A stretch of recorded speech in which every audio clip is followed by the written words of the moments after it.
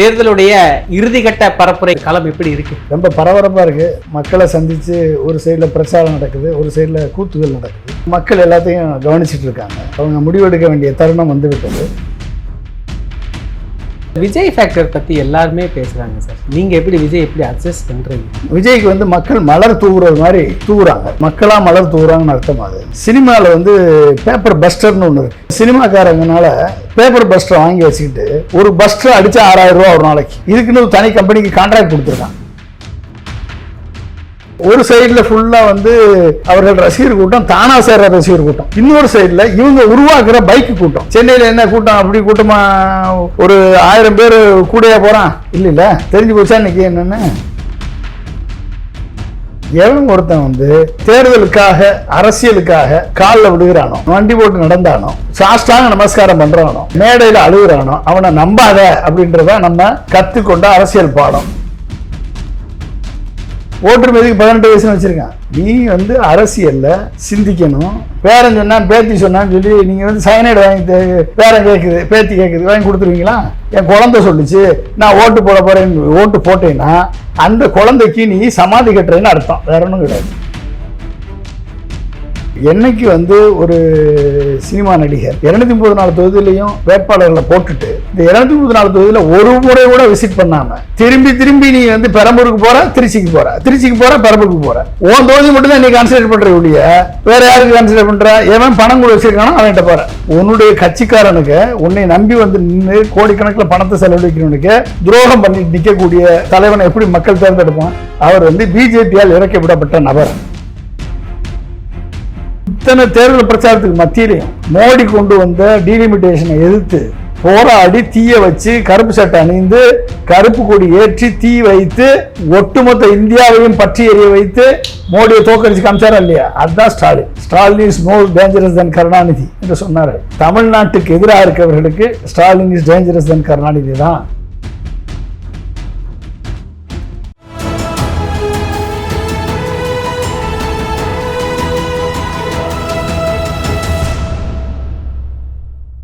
தமிழரம் நேயர்களுக்கு வணக்கம். இன்று நம்மிடையே அரசியல் விமர்சகர் மற்றும் விஞ்ஞானி டாக்டர் வி பொன்ராஜ் அவர்கள் எழுந்துள்ளார். சார் வணக்கம். சார் வணக்கம். தேர்தலுடைய இறுதிக்கட்ட பரப்புரைக்கு சில மணி நேரங்களுக்கு முன்னாடி பேசுகிறோம். எப்படி சார் களம் எப்படி இருக்கு? ரொம்ப பரபரப்பாக இருக்குது. எல்லாரும் வந்து மக்களை கடைசி கட்டத்தில் போய் செஞ்சுக்கிட்டு இருக்காங்க. ஏகப்பட்ட கூத்துகள்லாம் அரங்கேறிக்கிட்டு இருக்கு. அதையும் பார்க்குறோம். மக்களை சந்தித்து ஒரு சைடில் பிரச்சாரம் நடக்குது, ஒரு சைடில் கூத்துகள் நடக்குது. மக்கள் எல்லாத்தையும் கவனிச்சிட்டு இருக்காங்க. அவங்க முடிவெடுக்க வேண்டிய தருணம் வந்து விட்டது. ஒரு சைடில் தேர்தல் அறிக்கைகள் வெளியிட்டு பிரச்சாரங்கள், பரப்புரைகள் இது எல்லாமே நடந்துட்டுருக்கு. முடிவெடுக்க வேண்டிய தருணத்தில் மக்கள் இருக்காங்க. அடுத்த 5 ஆண்டுகளுக்கு எதிர்கால தலைமுறைக்கு ஒரு நல்லாட்சியை தேர்ந்தெடுக்க வேண்டிய ஒரு முக்கியமான முடிவில் இருக்காங்க. இதில் வந்து எனக்கு அவரை பிடிக்கும், எனக்கு இவங்க பணம் கொடுத்தாங்க, அவங்க பணம் கொடுத்தாங்க, பணம் கொடுப்பாங்க. எல்லா கட்சியும் பணம் கொடுக்க வேண்டிய கட்சியெல்லாம் பணம் கொடுக்கும். இவங்க நல்லா பேசுனாங்க, அவங்க இவங்க அப்படின்னு பார்க்கக்கூடாது.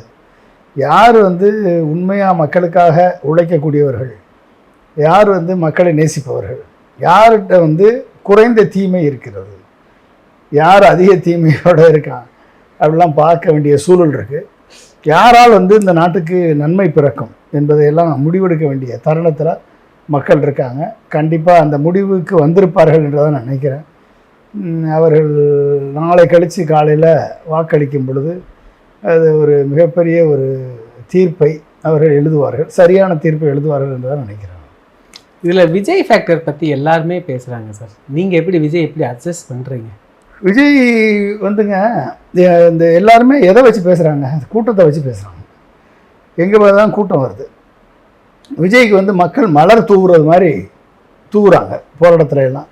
அது பேர் மக்களாக மலர் தூவுறாங்கன்னு அர்த்தம். அது சினிமாவில் வந்து பேப்பர் பஸ்டர்னு ஒன்று இருக்குது. சினிமாக்காரங்கனால பேப்பர் பஸ்டர் வாங்கி வச்சுக்கிட்டு ஒரு பஸ்டர் அடித்தா 6000 ரூபா ஒரு நாளைக்கு.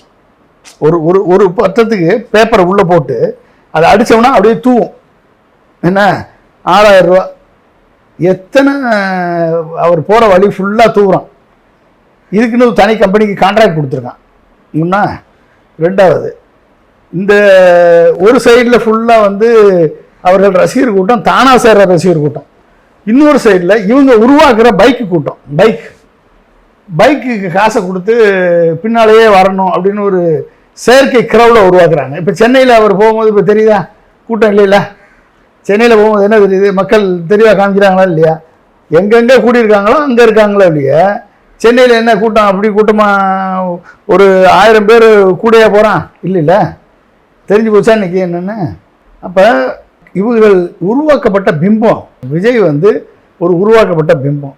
சினிமா நடிகர் என்ற காரணத்தினால சினிமா துணை நடிகை இடையில கூட்டு வந்துட்டு அழுகிறது, பேசுறது, டிவியில் வந்து அவரை பார்த்த உடனே அழுகிறது, அவரை பார்த்த உடனே சந்தோஷமாக. அப்போ இந்த சினிமா துணை நடிகளை கூட்டத்தில் விட்டு அழுக விட்டு ஷூட்டிங் பண்ணுறான். அப்போ அந்த ஷூட்டிங் பண்ணுறதை பார்த்து ஒன்றும் தெரியாத அப்பாவி பெண்களும் பசங்களும் பின்னால் ஓடுறான். அதை நம்பி மக்களும் ஓ இவ்வளோ கூட்டம் இருக்கா, அப்போ இவர் ஜெயிச்சிருவாரோ அப்படின்ற ஒரு பிம்பம் கட்டமைக்கப்படுகிறதே ஒழிய கிரவுண்ட் லெவலில் உண்மையான பிம்பம் கிடையாது. எவன் ஒருத்தன் வந்து தேர்தலுக்காக இல்லை அரசியலுக்காக காலில் விடுகிறானோ, மண்டி போட்டு நடந்தானோ, சாஷ்டாங்க நமஸ்காரம் பண்ணுறானோ, ஓகே, மேடையில் அழுகிறானோ, அவனை நம்பாத அப்படின்றத நம்ம கற்றுக்கொண்ட அரசியல் பாடம்.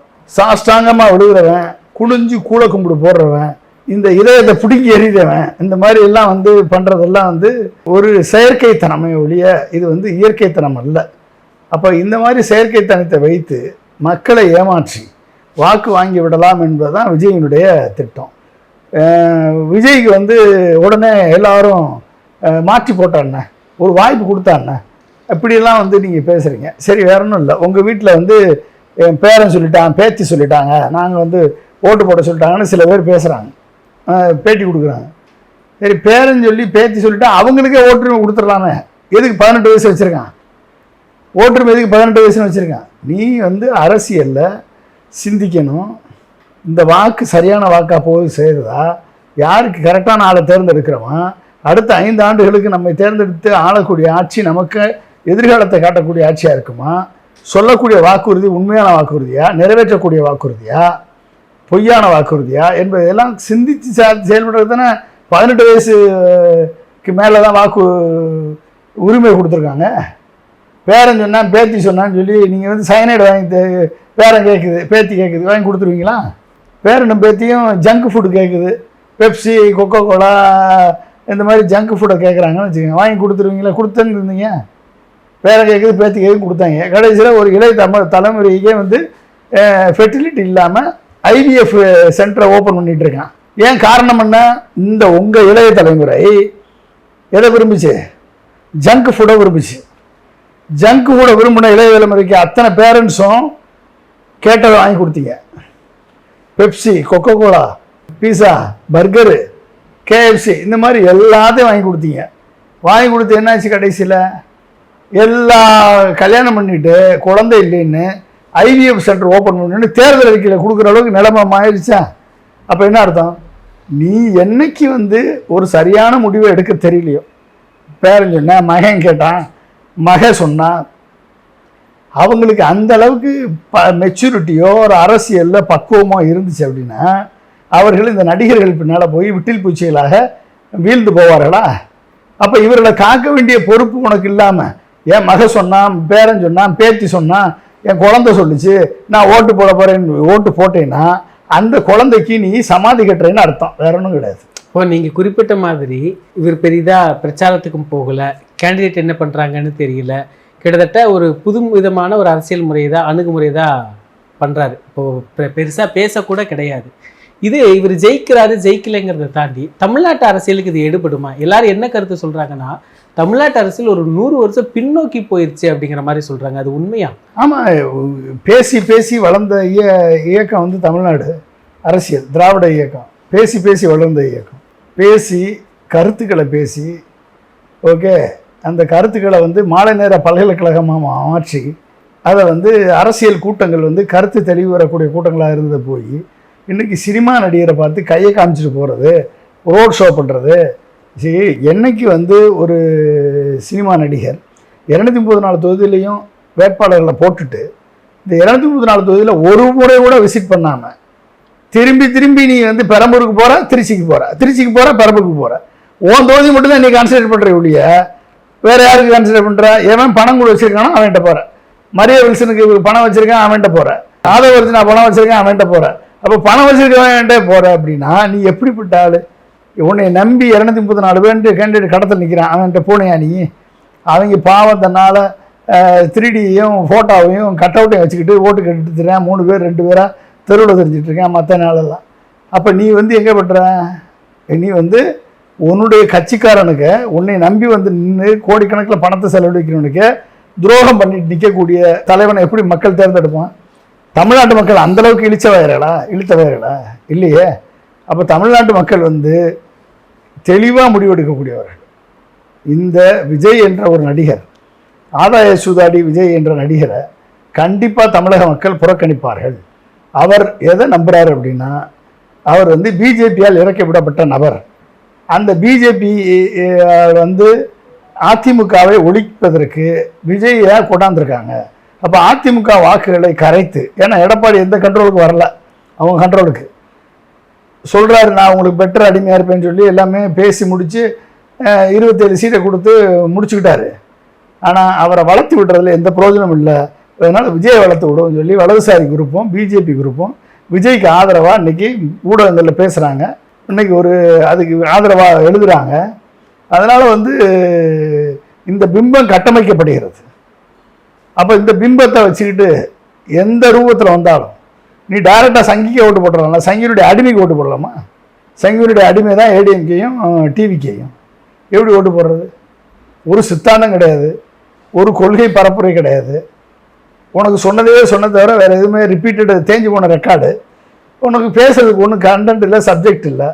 நீ கொடுத்த 5 அறிவிப்புகளில் செயல்படுத்தணும்னா மொத்தம் 20 லட்சம் கோடி ஆகுது. 5 வருஷம் 20 லட்சம் கோடி ஆகுது. ஒட்டுமொத்த நாட்டை திவாலாக்கிட்டு போயிடுவேன். அப்போ எப்படிப்பட்ட ஒரு, என்னை 100% நம்புங்க, நான் சொல்கிறது தான் செய்வேன், பாசிபிளாக ஃபீஸிபிளாக ப்ராக்டிக்கலாக இருக்க தான் சொல்லுவேன் அப்படின்னு எப்படிப்பட்ட ஒரு பொய்யை கட்டவிழ்த்து இன்னைக்கு இந்த விஜய் என்ற ஒரு நடிகர் பிரச்சாரம் பண்ணிட்டு இருக்காரு. அப்போ இதை பார்த்து ஏமாறக்கூடிய இளைஞர்களாக சில இளைஞர்கள் இருக்கலாம். அந்த இளைஞர்களை நம்ம ஒன்றும் பண்ண முடியாது. ஆனால் படித்த இளைஞர்கள், சிந்திக்க கூடிய இளைஞர்கள், கேள்வி கேட்க தெரிஞ்ச இளைஞர்கள் ஒருத்தனும் ஓட்டு போட மாட்டான் விஜய்க்கு. இது எல்லாத்தையும் தாண்டி தமிழ்நாட்டு மக்கள் ஸ்டாலின் பக்கம் தான் நிற்பாங்க, ஸ்டாலின் அவர்கள் 150 160 தொகுதிகள் ஜெயிப்பாங்க அப்படின்னு சொல்றாங்களே, நீங்க எப்படி பாக்குறீங்க? கண்டிப்பா. ஏன்னா நான் வந்து அவர் கொடுத்த தேர்தல் அறிக்கையை பாருங்க. இன்றைக்கு திமுக கொடுத்த தேர்தல் அறிக்கை மட்டும்தான் இலவச திட்டங்களே இருக்கு, வளர்ச்சி திட்டங்களும் இருக்கு, கட்டமைப்பு திட்டங்களும் இருக்கு. இந்த 3 கொண்ட ஒரே தேர்தல் அறிக்கை திமுக கொடுத்த தேர்தல் அறிக்கை தான். ஏன்னா அவங்க குரோத்தை காமிச்சிருக்காங்க, 11.19% குரோத்தை காமிச்சிருக்காங்க, 12 லட்சம் கோடி ஃபாரின் டைரக்ட் இன்வெஸ்ட்மெண்ட்டை கொண்டாந்து காமிச்சிருக்காங்க, சக்ஸஸ் பண்ணி காமிச்சிருக்காங்க. இத்தனை நலத்திட்டங்களையும், காலை உணவு திட்டத்திலிருந்து அன்புச்சோலை திட்டம் வரைக்கும், நான் முதல்வன் ஸ்கீம்லேருந்து இளைஞர்களுக்கும் பெண்களுக்கும் முதியவர்களுக்கும் அனைத்து தரப்பினருக்கும் நலத்திட்டங்களை கடந்த 5 ஆண்டு காலத்தில் செய்யாதவர், செய்து முடித்தவர் ஸ்டாலின். நீங்கள் வந்து திமுக ஒரு தீய சக்தி அப்படின்னு சொல்லி ஒரு கலைஞர் காலத்தில் பேசப்பட்டது, அதிமுகவும் திமுகவும் நடந்த சண்டையில் திமுக ஒரு தீய சக்தி அப்படின்னு சொல்லியிருப்பாங்க.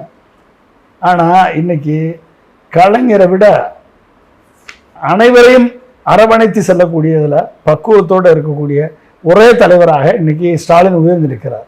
இத்தனை தேர்தல் பிரச்சாரத்துக்கு மத்தியிலையும் மோடி கொண்டு வந்த டீலிமிட்டேஷனை எதிர்த்து போராடி தீய வச்சு, கருப்பு சட்டை அணிந்து, கருப்பு கொடி ஏற்றி தீ வைத்து, ஒட்டுமொத்த இந்தியாவையும் பற்றி எறிய வைத்து மோடியை தோக்கடிச்சு காமிச்சாரா இல்லையா? அதுதான் Stalin. Stalin is more dangerous then Karunanidhi என்று சொன்னார்கள். ஆமாம், தமிழ்நாட்டுக்கு எதிராக இருக்கவர்களுக்கு Stalin is dangerous then Karunanidhi தான். ஸ்டாலினை பார்த்தா உங்களுக்கு வலிக்குது, உங்களுக்கு வந்து இதாகுது. அவர் தான் தெளிவாக ஒத்துக்கிறார், என் ஆட்சியில் குற்றங்கள் இருக்குது, குறைகள் இருக்குது, சட்ட ஒழுங்கில் ப்ராப்ளம் இருக்குது, என் ஆட்சியில் சில பிரச்சனைகள் இருக்குது, ஊழல் பிரச்சனைகள் இருக்குது, சட்ட ஒழுங்கு பிரச்சனை இருக்குது, வரி உயர்வு பிரச்சனை இருக்குது, மின்சார கட்டணம் உயர்வு பிரச்சனை இருக்குது, நான் சரி செய்வேன் அப்படின்ற லெவலில் அவர் இன்றைக்கி பொருளாதாரத்தை உயர்த்தினதுனால அவருக்கு மட்டும்தான் அந்த தகுதி இருக்குது. 11.19% உயர்த்தக்கூடிய தகுதி இந்தியாவில் எந்த கவர்மெண்ட்டுக்கும் இல்லை, ஸ்டாலினுக்கு மட்டும்தான் இருந்தது. ஒருத்தி காமிச்சார்ல. அப்போ அதை வந்து அவருக்கு இன்னொரு 5 ஆண்டுகள் கிடைச்சாதான் இந்த வளர்ச்சி தொடரும். நீங்கள் வந்து ஏடிஎம்கே நல்ல இலவச திட்டங்கள் அதிகமாக கொடுத்துருக்காங்க. ஆனால் கேபிட்டல் எக்ஸ்பெண்டிச்சருக்கு, கட்டமைப்பு திட்டங்களுக்கு எந்த விதமான பிளானிங் இல்லை.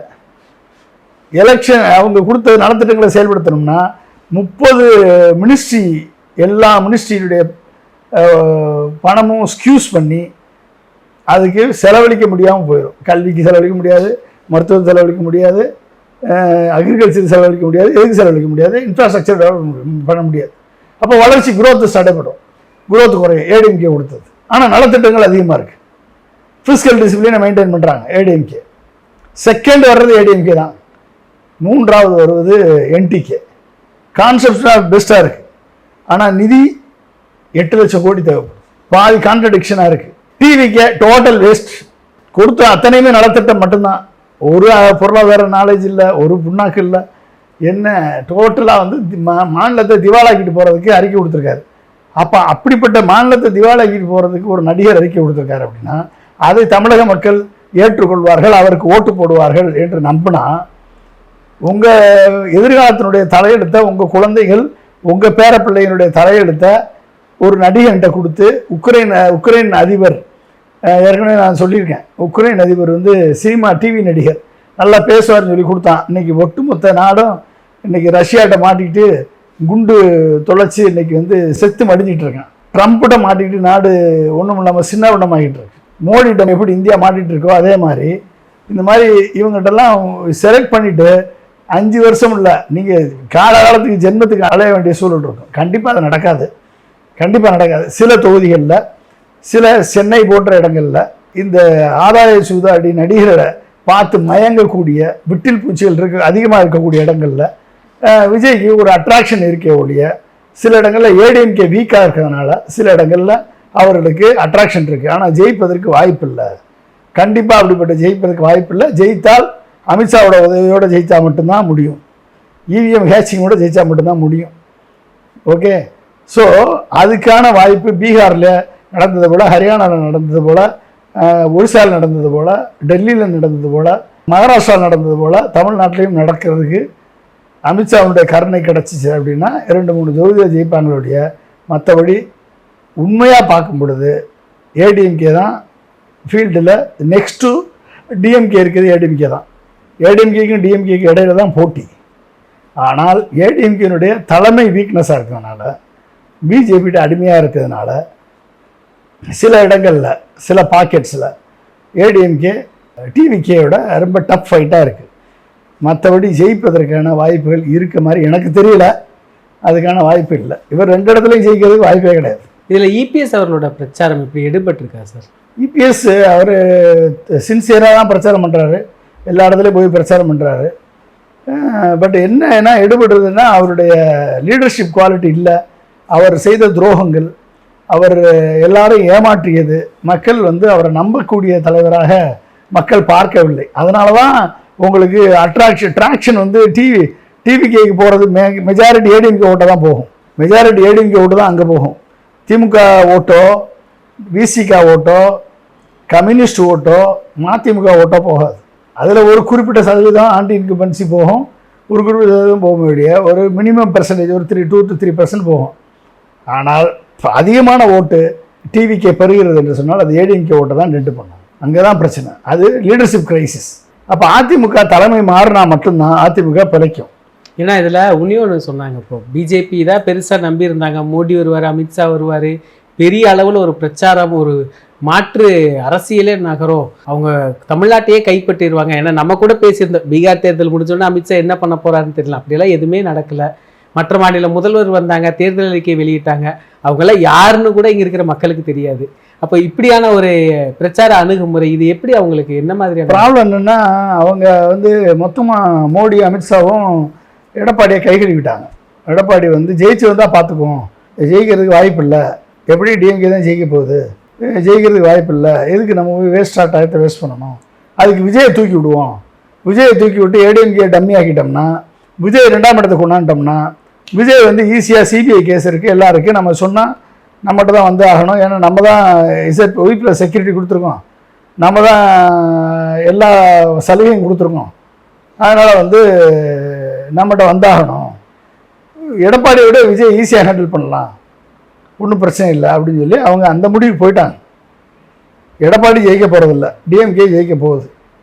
ஆனால் இப்போ எடப்பாடியை வீக்கெண்ட் பண்ணிடுவோம், விஜயை தூக்கி விடுவோம். அப்போ எப்படி அண்ணாமலையை கெயின் பண்ணி 11.5% வாங்க வச்சாங்களோ, 3% 6% போக வேண்டிய ஒரு கட்சியை 11% வந்து இவிஎம் மூலமாக, இவிஎம் ஹேச்சிங் மூலமாக வாங்க வச்சாங்களோ, அதே மாதிரி 5% இருக்கக்கூடிய விஜயை 10% 15% கொண்டாந்து விடுவாங்க. அதான் அவங்க பண்ணுவாங்க. அந்த ஹெல்ப்பை வந்து கண்டிப்பாக அமித்ஷா பண்ணுவார். இந்த திமுகவுக்கு தேஜஸ்வி வந்தது, அரவிந்த் கெஜ்ரிவால் வந்ததெல்லாம் பெரிய அளவில் கை கொடுக்குமா சார்? ஆமாம், அது ஒரு வந்து பாசிட்டிவ் இம்பேக்டை கொடுக்கும். கை கொடுக்குமா இல்லைன்றது இல்லை, பட்டு அது திமுக ஆட்சிக்கு வந்து ஒரு பாசிட்டிவ் இம்பேக்டை கொடுக்கும். அந்த பாசிட்டிவ் பெர்செப்ஷனை வந்து கிரியேட் பண்ணும். அதனுடைய அந்த மாதிரி சோசியல் மைண்ட் திங்க் உள்ளவங்க பொதுமக்களுக்கு ஒரு முடிவெடுப்பதற்கு ஒரு வசதியாக இருக்கும். தமிழக மக்கள் வாக்காளர்கள் எப்படி மதிப்பிடுறீங்க, எப்படி பார்க்குறீங்க? தமிழக மக்கள் என்றைக்குமே வந்து சரியான முடிவை தான் எடுத்திருக்கிறாங்க.